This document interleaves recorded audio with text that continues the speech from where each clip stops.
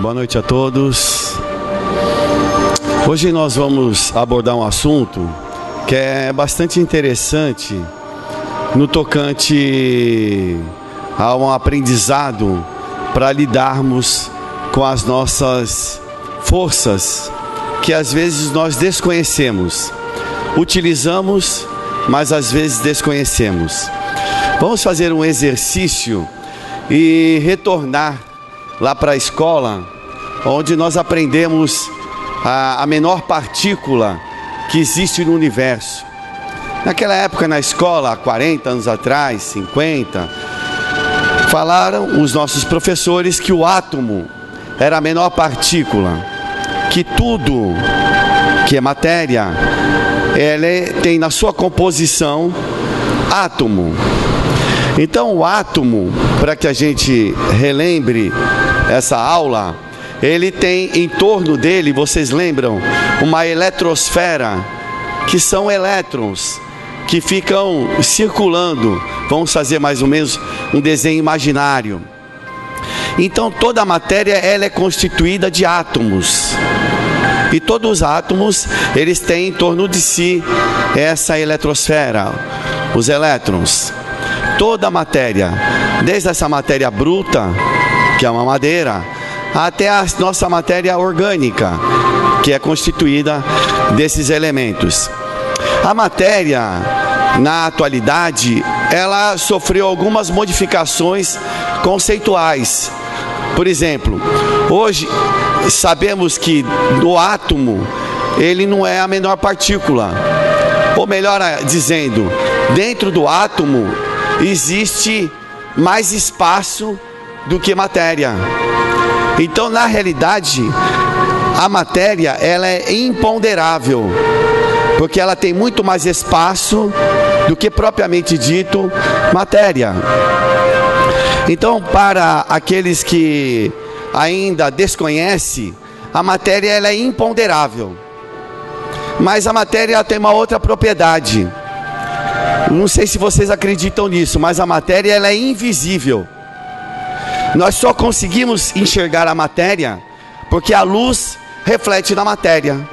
Porque se apagarmos as luzes, nós não vamos enxergar nada. Então a matéria ela é imponderável e é invisível.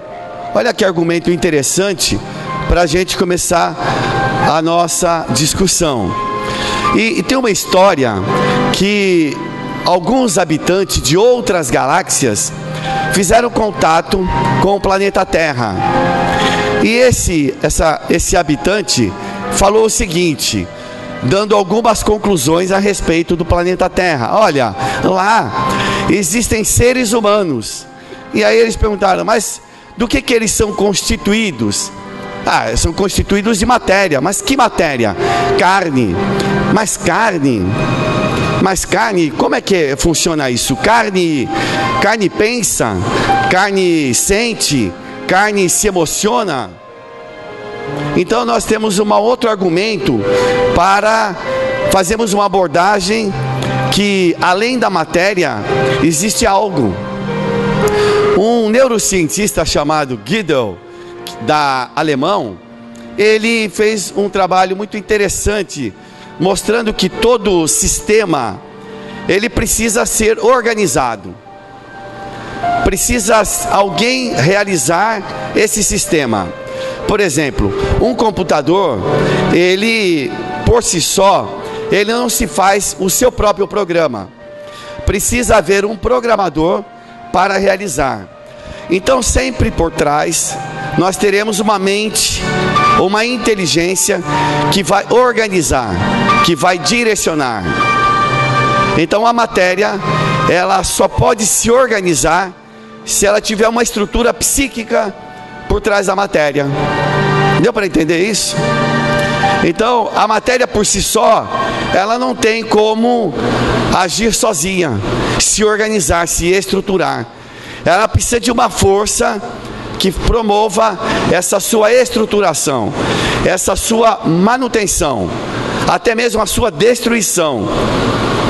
Então, senhores, falar de algo além da matéria é da alçada da ciência. não é fora da ciência, porque até hoje não se comprovou a existência, ou melhor, que esse algo que existe além da matéria, ele não é possível, não é capaz de existir, dando assim que toda a manifestação nossa provém dos nossos neurotransmissores ou das substâncias que são exudadas pelo nosso cérebro. Para que nós possamos agora falar sobre mediunidade e de cura, então nós entendemos que a matéria dotada de átomos, ela tem um outro enfoque. Um médico alemão chamado Franz Anton Mesmer, ele fez um trabalho interessante e mostrou no final do trabalho dele que todos os seres vivos são dotados de átomos, mas em torno de uma eletricidade sempre tem um campo magnético. Lembra quando nós falamos da eletrosfera? Que é um campo elétrico magnético. E ele percebeu que esse campo eletromagnético pertence aos seres de todas as ordens, tanto os minerais quanto até os seres orgânicos. E ele foi além, que esse magnetismo, ele pode influenciar um outro ser, um outro semelhante. Então, quando os senhores adentram uma câmara de passe, nada mais é que alguém, um médium, desejando que você esteja bem, que você fique bem, que você tenha saúde, que você tenha paz. Então ele está emitindo esse campo eletromagnético, que nada mais que é a exteriorização dos seus sentimentos, das suas emoções, ele está transmitindo para outra pessoa. E isso é uma interferência brutal. Uma vez a minha mãe chegou para mim e falou assim: Caetano, porque mãe sempre acha que o filho é a melhor coisa do mundo, né? E aí chegou para mim e falou assim: Caetano, eu não estou bem, me dá um passe. Eu falei: mãe, mas eu também não estou bem. Não, mas dá um passe, porque a mãe acha que o passe do filho vai dar certo. E aí eu fui lá, eu falei: eu não estou bem, mas vamos lá. E aí eu dei o passe na minha mãe. Dei o passe e fui embora. No dia seguinte, eu liguei para minha mãe e falei: e aí, mãe, como é que só dormiu? Aí minha mãe, ela é muito assim, natural nas suas palavras e não tem nenhuma maldade. Ela falou assim: ah, engraçado, depois que você me deu o passe, eu não consegui mais dormir. Uai, eu piorei a situação da minha mãe. Eu piorei, porque o meu campo magnético interferiu profundamente no campo magnético dela. Olha que interessante isso. Então esse médico alemão, ele falou desse campo eletromagnético, que ele é o pai do magnetismo. Mas depois veio um outro cara, também alemão, que foi falar de uma força vital. É uma força que dá vida, que impulsiona, que faz com que os seres organizados, eles tenham essa vida, e essa vida, ele tem um período de existência. E esse médico alemão, chamado Christian Friedrich e Samuel Hahnemann, que o Samuel Hahnemann é o pai da homeopatia, ele falou que nós temos uma força vital. E essa força vital, ele é vitalista, é que dá esse impulso à vida. E ele fala interessante, que essa força vital, ela é inteligente. Ela não tem uma inteligência, mas ela é inteligente. Por quê? Por exemplo, nós temos esse ventilador. Eu estou recebendo o vento. Pode ser que comigo não aconteça nada. Pode ser que o Emílio possa ter um resfriado. Pode ser que a senhora possa ter uma dor de cabeça. Cada um tem uma forma de sentir. É idiosincrasia. Cada um adoece de uma forma. Então, esse médico, ele percebeu que essa força organizadora inteligente, ela promove o seu reequilíbrio, o seu restabelecimento. Bom, nós estamos navegando no conhecimento até chegar na hora em que nós vamos estudar agora a realidade do espírito, que é o ser imortal, é o ser que já vem sendo mais estudado do que qualquer outra coisa, mas que se trata de espiritualidade. Quando nós falamos em espiritualidade no Brasil, ela ganha uma conotação religiosa. Mas, por exemplo, se nós falamos em espiritualidade nos Estados Unidos, ela tem uma conotação científica. É tão interessante isso, até mesmo polícia dos Estados Unidos utilizam-se de médiums, e lá eles trabalham de uma forma remunerada, diferentemente aqui no Brasil, e eles lá são sensitivos e eles passam a trabalhar e cooperar, colaborar para desvendar alguns casos misteriosos lá. Bom, então nós entendemos que essa realidade espiritual, ela vem sendo programada na sua informação desde sempre. Só com o advento do Espiritismo é que nós vamos compreender ela na sua plenitude. Então, quando nós falamos de mediunidade, que a mediunidade é uma faculdade do médium, e médium é o intermediário, é o meio entre um plano e outro, e nós estamos aqui num plano que é a terceira dimensão, mas se nós estudássemos assim, por exemplo, a matemática, ela fala que nesse ambiente que nos encontramos, existem 11 dimensões. 11 dimensões, 11 coisas acontecem nesse instante, sem nos darmos conta disso, porque nós estamos na terceira. Mas o da quarta percebe o da terceira, o da quinta percebe o da quarta e da terceira, e assim por diante.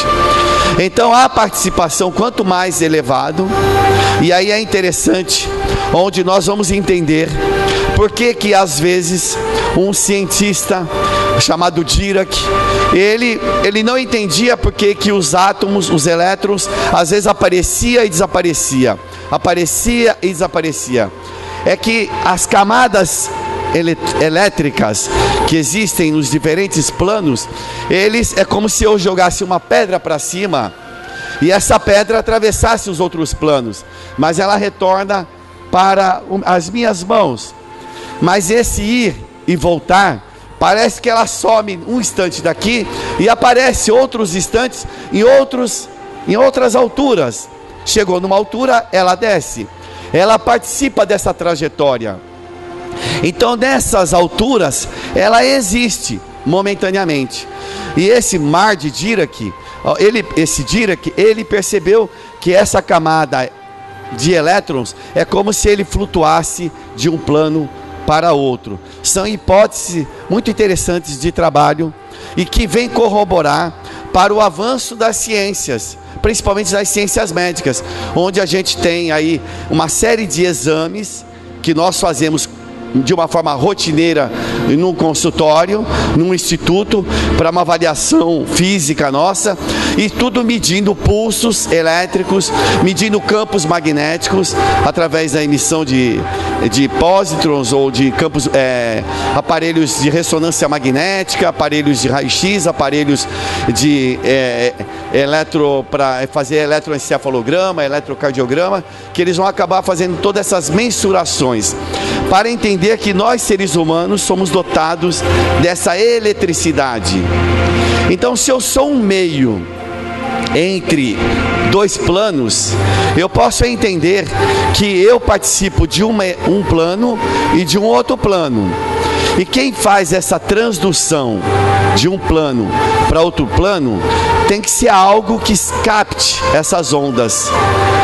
Essas ondas que vêm fora da nossa atmosfera, elas são ondas, por exemplo, psíquicas, ondas pensamento. É interessante isso. Às vezes você vai pegar o telefone e vai ligar para uma pessoa que você gosta. E quando você pega o telefone, essa pessoa te liga. Parece que vocês estão conectados, vocês estão ligados. E magneticamente nós estamos, porque para essa onda pensamento não existe distância, não existe espaço, porque não existe barreiras para o nosso pensamento. E o pensamento, ele é uma matéria. Mas como é uma matéria? Quando nós pensamos, estudamos, trabalhamos, nós queimamos glicose, consumimos, queimamos oxigênio. E isso é uma forma de mensurar a questão de queima de combustível através de estudos e pensamentos, isso e aquilo, fazendo com que assim a gente entenda que essa onda pensamento, ela também faz parte da matéria, não da matéria como nós concebemos, mas de uma matéria quintessenciada, quer dizer, ela tem uma outra forma de expressão que não é a matéria que nós ainda concebemos, estamos acostumados, mas que hoje, através da neurociência, nós conseguimos avaliar isso. Então, quando nós pegamos uma pessoa que faz esse intercâmbio entre esses dois planos, nós entendemos que ela deve ter uma capacidade orgânica, conforme Allan Kardec fala na obra, a mediunidade, ela é uma faculdade orgânica. Uma das áreas do cérebro mais estudadas na atualidade é uma glândula que está bem no centro do nosso olho. Se eu fizesse uma perfuração aqui e no meio do meu crânio, eu encontraria uma glândula chamada epífise, ou então glândula pineal, que René Descartes, um grande matemático de 400 anos atrás, ele diz que a glândula mental é a glândula que faz a ligação do espírito com o corpo físico. 400 anos atrás. E hoje, na atualidade, se vocês abriram, por exemplo, o Google, é uma das áreas do cérebro mais estudadas, em que se mais pesquisa na atualidade. E essa glândula pineal, a epífise, ela tem uns cristais de apatita, que parece que são cristais mesmo. E ele tem o poder de captar essas ondas que são extrasensoriais, extrasentidos, fora dos nossos sentidos físicos. E ela tem essa capacidade. Da mesma forma que um celular tem a capacidade, através da sua antena, de captar as ondas de telefone, de telefonia móvel, onde vai até o satélite e volta para o celular. Você vê a onda do telefone? Não vê, mas ela existe.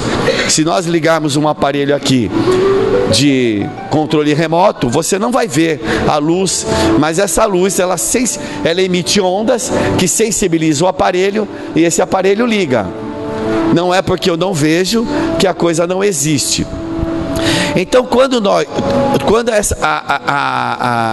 a questão da mediunidade, nós vamos estudando a mediunidade, que é essa faculdade do médium, ela passa a ser agora de uma forma mais explícita, mais estudada por cada um de nós, nós passamos a compreender que existe uma razão para isso acontecer. Isso não acontece de uma maneira fortuita, ou melhor dizendo, todos nós somos médiuns, porque todos nós temos essa glândula, mas a mediunidade, a ostensibilidade da mediunidade é uma coisa peculiar. Por exemplo, eu uso óculos para perto, mas existem pessoas que usam óculos para longe, tem pessoas que têm uma deficiência visual aguda. Então cada um tem uma sensibilidade tátil ou sensibilidade dos seus sentidos, a questão da audição e assim por diante, do paladar, é peculiar de cada um. A glândula pineal, a mediunidade, ela não é diferente. Uma pessoa pode ser mais ostensiva que a outra, mas todos nós temos essa capacidade de perceber algo que pode nos influenciar. Agora, entrando na questão da mediunidade de cura, é que todos nós somos dotados de uma substância, por exemplo, chamada um ectoplasma. O ectoplasma, não sei se vocês já viram fotos, né, de ectoplasmia, que sai aquela substância branca pelo nariz, pela boca. Como é que funciona isso? Dentro de cada célula nossa existe uma organela chamada mitocôndria. E a mitocôndria é como se fosse uma usina de força. Quando nós respiramos, nós consumimos o quê? Oxigênio. E esse oxigênio, ele vai promover a combustão. Se não houvesse oxigênio aqui, não haveria fogo, não haveria combustão. Porque, por exemplo, acendemos uma vela. Se colocarmos um copo sobre a vela, vai apagar, porque consumiu o oxigênio naquele recipiente. Então, só existe o fogo, a combustão, por causa do oxigênio. Então, quando nós respiramos, nessas organelas há uma atividade intensa, um mecanismo intenso, e há uma combustão. Quando nós aurimos esse ar com oxigênio, nós estamos também respirando esse magnetismo em que todos nós estamos imersos, e que nós espíritas aprendemos a chamar de um fluido universal, que é um outro estado da matéria. Então, quando nós respiramos, nós estamos consumindo o oxigênio, que vai promover a combustão, e também vamos respirar esse magnetismo. E isso aí vai fazer essa combustão, e nós podemos manter como reserva no nosso corpo físico isso. E em determinado momento nós podemos utilizar em benefício do outro, que nós podemos chamar de uma mediunidade de cura. Tem pessoas que têm isso mais que o outro. Tem pessoas que enxergam melhor que uma outra pessoa. É peculiar de cada um, é particular. Tem pessoas que têm mais sensibilidade no paladar, e assim, ou visual, ou auditiva, ou tátil, porque é uma peculiaridade, é uma particularidade da própria pessoa. E a questão da mediunidade também é muito particular, é pessoal de cada um de nós. A ostensividade pode ser, ou a pessoa pode vir numa questão de provas, uma mediunidade de provas, uma mediunidade às vezes de missão, e assim por diante. Mas é importante sabermos que isso é muito particular de cada um de nós. E quando nós temos esse acúmulo de ectoplasma no nosso corpo, é necessário que nós possamos movimentar essa energia. Porque o acúmulo dessa energia, ela pode nos causar, por exemplo, as artrites, artroses, e podemos ter dificuldades orgânicas, em que nós não entraremos no mérito aqui por causa do tempo.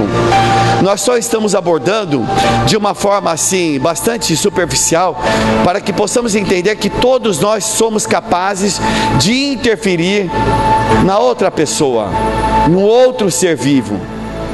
Eu tinha um casalzinho de passarinho lá no meu consultório, que era aqueles golden, sabe, todo coloridinho.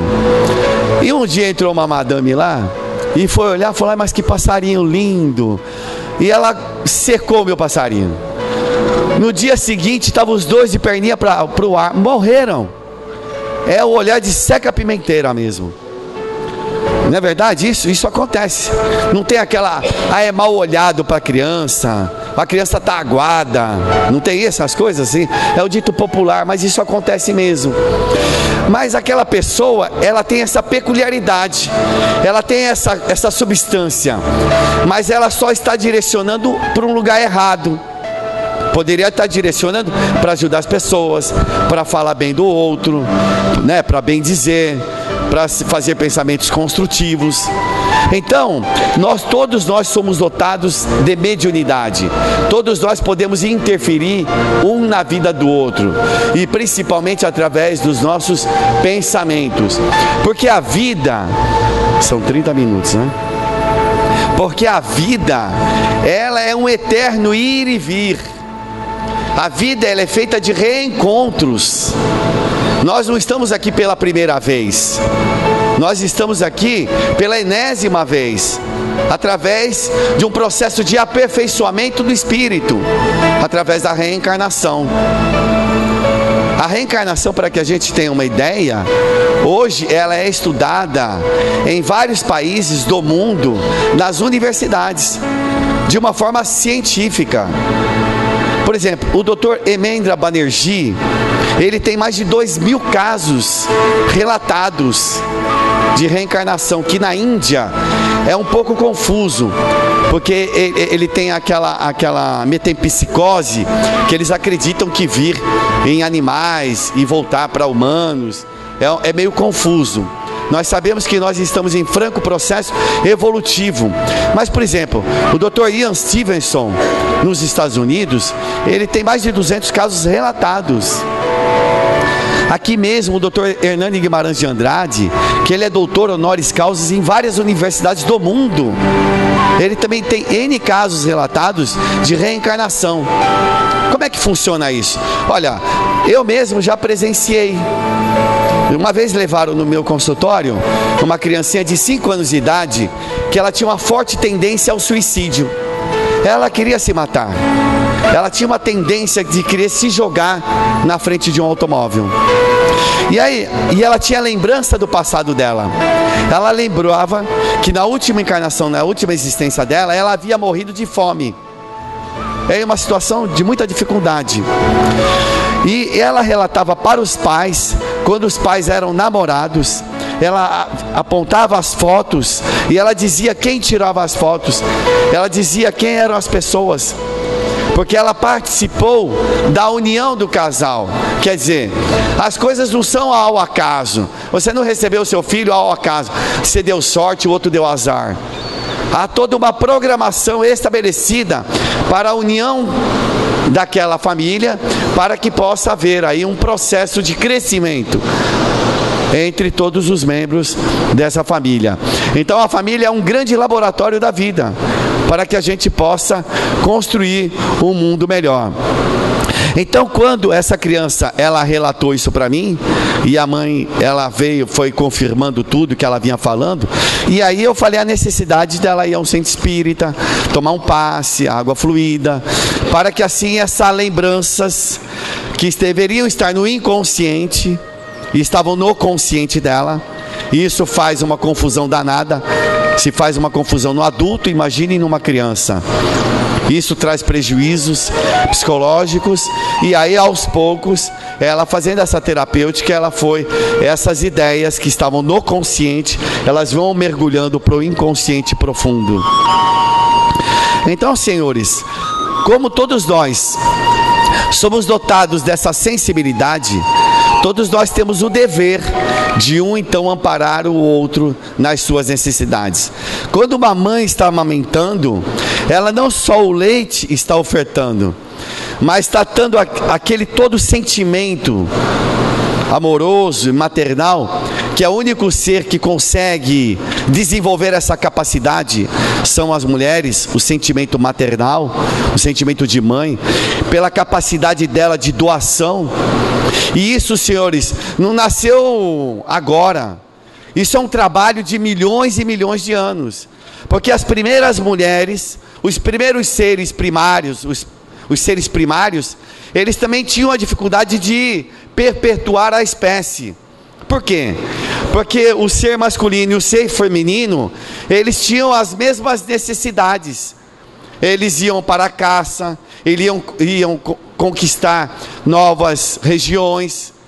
Era a necessidade do ser se alimentar, se proteger e se procriar.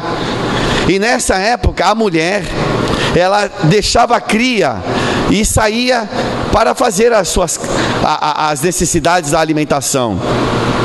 Somente com o tempo, ela percebeu a necessidade de ficar ali na sua gruta, vamos assim dizer, para iniciar essa terapêutica que é agora de amamentação, e ela desenvolver os sentimentos maternais. Isso foi a muito custo, não aconteceu assim do nada. As coisas não é um processo que aconteceu ontem, mas que vem acontecendo nesses milhares e milhares de anos. Então esses sentimentos que o ser humano está sendo desenvolvido, é exatamente para adquirirmos maior sensibilidade na nossa vida. E essa sensibilidade vai me permitir ter compaixão do meu semelhante. Então, quando uma Madre Teresa de Calcutá, ela tem contato com uma pessoa, uma criança, em situação de miserabilidade, ela não se conforma e atende a necessidade daquela pessoa. ela trabalha com paixão aquela pessoa. Então a compaixão é estar apaixonado pela vida. Você não mede consequências. Vocês não lembram quando estavam apaixonados? Quando a gente estava apaixonado pela pessoa, né, querida, a gente não media esforços. A gente queria estar próximo da pessoa amada. É isso que interessava, porque está apaixonado. E a paixão, ela não vê consequências. Ela quer ver a sua alegria, a sua felicidade. Então a Madre Teresa, ela não via as consequências dos seus atos. Se ela ia ser presa, se ela ia ser falada mal, mas ela queria atender às necessidades. Atender à necessidade do seu semelhante. E essa mediunidade de cura é atender à necessidade do meu semelhante, mas principalmente a minha necessidade de estar bem comigo mesmo, porque na realidade eu sou um espírito imortal, eu sou um ser transcendental, que momentaneamente está habitando a matéria, e essa matéria é necessária para a minha expressão nesse mundo físico, mas que daqui a pouco vou me libertar dela e retornarei ao mundo da onde nós viemos, que é um outro plano, e onde estaremos livres da matéria.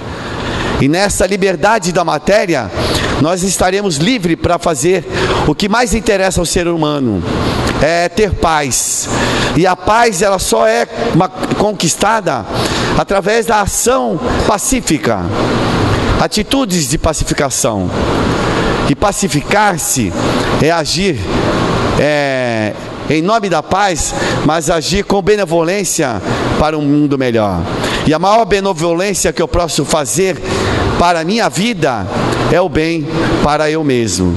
E eu estando bem, eu consigo exteriorizar esse meu bem. E essa exteriorização do meu bem, ela é sentida por as pessoas que estão ao meu redor. Então cada um de nós é uma fonte de luz, é uma fonte poderosa de transformação, é uma usina poderosa, mas que nós desconhecemos. Então, senhoras, nós poderemos utilizar dessa usina para o nosso bem, para o bem do meu semelhante e para o bem do mundo. Mas esse bem tem o ponto de partida numa ação de generosidade, numa ação de bondade, às vezes numa ação de resignação em favor ou em detrimento da felicidade do meu próximo. Então, que saibamos utilizar bem esses potenciais que nós temos. Saber que estamos em contato íntimo e constante com esse mundo espiritual, que nós influenciamos, mas que somos altamente influenciáveis. Por isso que devemos tomar todos os cuidados possíveis, ainda mais nos dias atuais, onde nós estamos passando por uma turbulência, atitudes de violência, atitudes de troca de valores, e às vezes falam, mas meu Deus do céu, se eu estou apoiando mais o bandido do que a polícia, que valores eu estou cultivando na vida? Eu estou apoiando mais aqueles que estão causando prejuízo para a sociedade do que aqueles que querem reorganizar a sociedade? Então, essa mudança de conceitos que estão acontecendo no mundo, ela gera toda uma turbulência. E nós, como somos seres magnéticos e altamente influenciáveis, nós sofremos essa influência e podemos assim cair nas armadilhas que nós mesmos criamos. Então, senhores, nós deixamos a mensagem de hoje é que possamos utilizar desse potencial, dessa força espiritual em nosso proveito, e principalmente no proveito do meu semelhante, porque quando eu auxilio, ajudo, amparo, eu ouço, eu converso, eu dou um instante de atenção ao meu semelhante, eu estou sendo beneficiado, e eu sinto esse benefício, porque me traz um bem-estar, me traz uma paz interior. Então que Deus nos abençoe, que Deus nos acompanhe, nos envolva em muita paz, que o nosso lar seja um lugar de paz, de serenidade, que o nosso ambiente de trabalho seja um lugar que seja próspero de paz, um lugar onde haja a prosperidade do próprio trabalho, que ele possa ser um trabalho enriquecedor não só para quem trabalha, mas toda uma sociedade que se beneficia do trabalho. Então, agradeço a atenção de todos e que todos retornem aos seus lares envolvidos em muita paz.